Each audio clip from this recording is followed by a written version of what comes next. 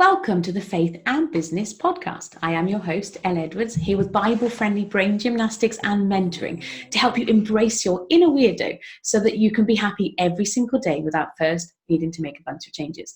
Why?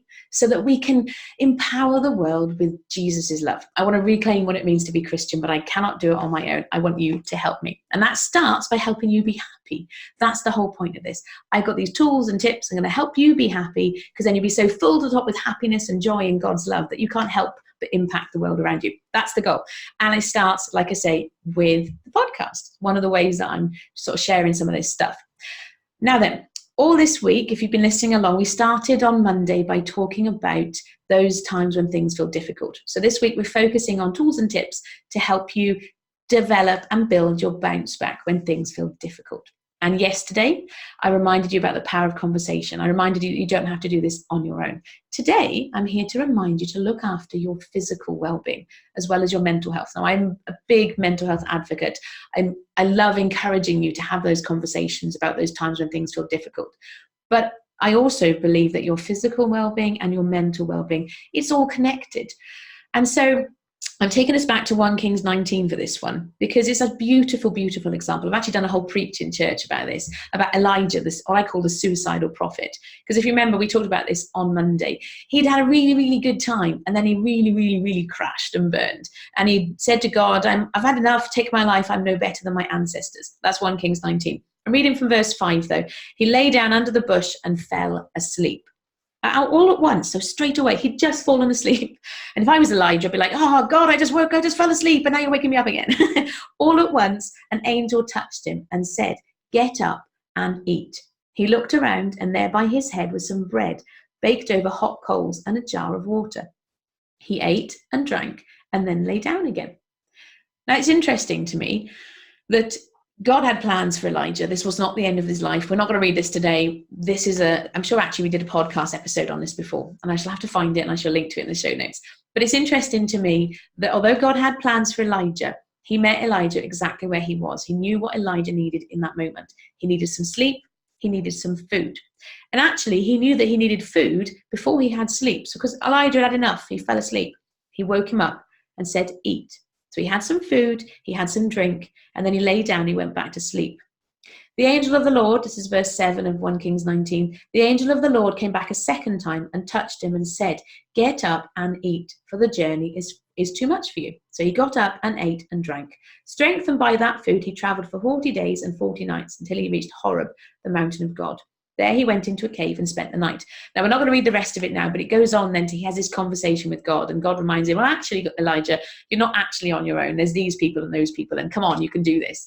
But it's really interesting, those reminders that when things feel difficult, when things feel a bit, we think we've just got to kind of battle on, and we very easily forget about looking after ourselves. If you're maybe going through something stressful and there's lots of work to do, there's this sort of hustle mentality. I'm very much anti-hustle. And although I'm wanting to, hashtag this is Christian and really publicize that, almost as much, I would really love to have an anti-hustle campaign via a hashtag too, because I really, really strongly believe that it goes against every essence of who you are to be. You're not here to hustle and grind and work harder. As a person of faith, as a Jesus geek, as somebody who is empowered by God to step into each day, he knows what you need, and he doesn't need you to go without sleep and work harder. Now, don't get me wrong. There will be occasions, there will be times when you might need to put a bit of extra time in. Maybe you've got a client on a deadline and they're on a completely different time zone to you, and so you have to stay up a bit late. I'm not saying that if sometimes you stay up late doing stuff, or sometimes you have a bit less sleep than normal, that suddenly you're going against what God plans for you. That's not what I'm saying. However, there is this hustle mentality. We think, we got to do all of the things and work harder, and it's almost worn like a badge of honor. No, what we're reminded by God in 1 Kings 19, God knew exactly what Elijah needed. So that's my first reminder for you. God knows what you need. But that second reminder, that he encouraged him before he sent him off on a mission, before he told him anything, before he even spent time with God, he had some sleep and he had some food.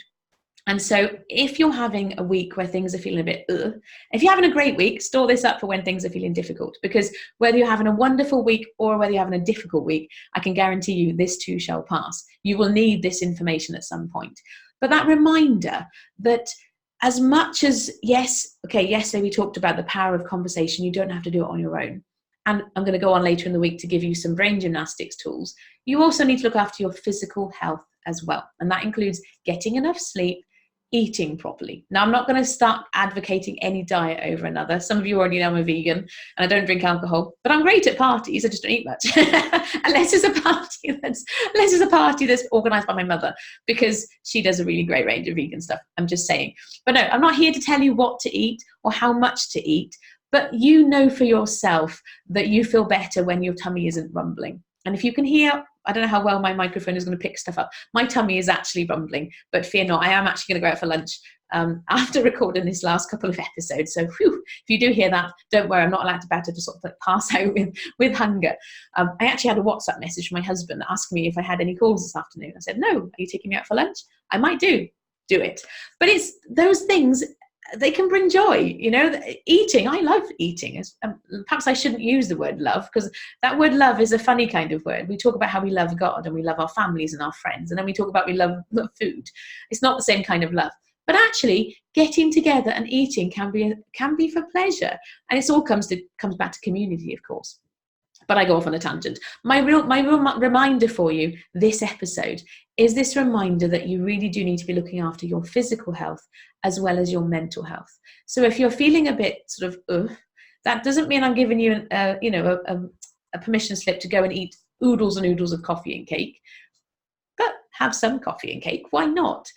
Just look after yourself, nourish yourself. That sleep piece, though, is really, really important. Like, I know for myself, like, I need my sleep, and I am awful if I don't get enough sleep. And you probably know it too.